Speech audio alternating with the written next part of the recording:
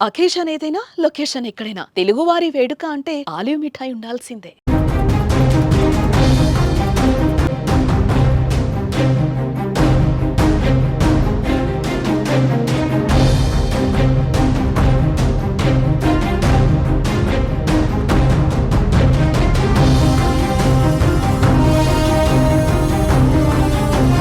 Operation Sindoor ఈ పేరు వింటేనే పాక్ గుండెల్లో గుబులు రేగుతోంది.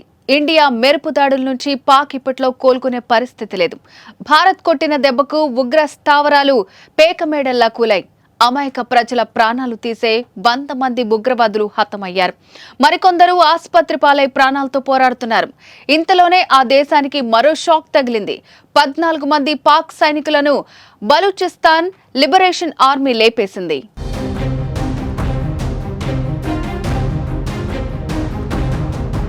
పాక్ పక్కలో బల్లంలా స్వతంత్ర దేశం కోసం పోరాడుతున్న బలూచిస్తాన్ ఇటీవల కాలంలో మరింత గొంతు పెంచింది. పాక్ సైన్యానికి ప్రభుత్వానికి చుక్కలు చూపిస్తోంది. అవకాశం దొరికితే చాలు పాక్ సైనికుల గుండెల్లో తూటాలు దించుతోంది.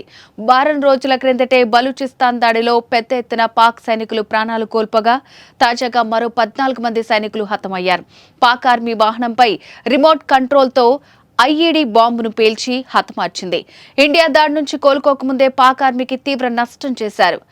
ముచ్కుంద్ ప్రాంతంలో ఈ సంఘటన జరిగినట్టు సమాచారం.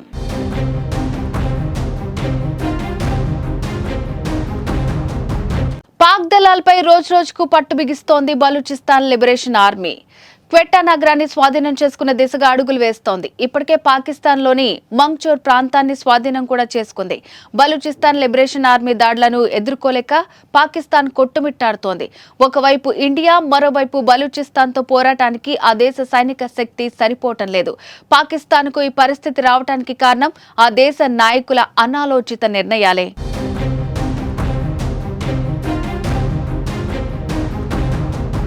ప్రజలపై ప్రేమ చూపించకుండా సీమాంతర ఉగ్రవాదాన్ని పెంచి పోషించారు. ఉగ్రవాదులను ప్రేమించారు. దాని దుష్ప్రభావాలు ఇప్పుడు ఆ దేశానికి కనిపిస్తున్నాయి. పెహల్గాం దాడితో మరోసారి భారత్ను రెచ్చగొట్టి తన పతనాన్ని తానే కోరుకుంది. పెహల్గాం తర్వాత ఆ దేశ పరిస్థితి దయనీయంగా మారింది. సింధు జలాలు భారత్ నిలిపివేయడంతో అంతర్యుద్ధం మరింత ముదిరింది. బలూచిస్తాన్ ఆర్మీకి తోడు సింధు రాష్ట్ర రైతులు కూడా పాక్ ప్రభుత్వంపై యుద్ధం చేస్తున్నారు. ఇలా అన్ని వైపుల శత్రువులను పెంచుకుని రోజురోజుకి దిగజారుతోంది పాకిస్తాన్.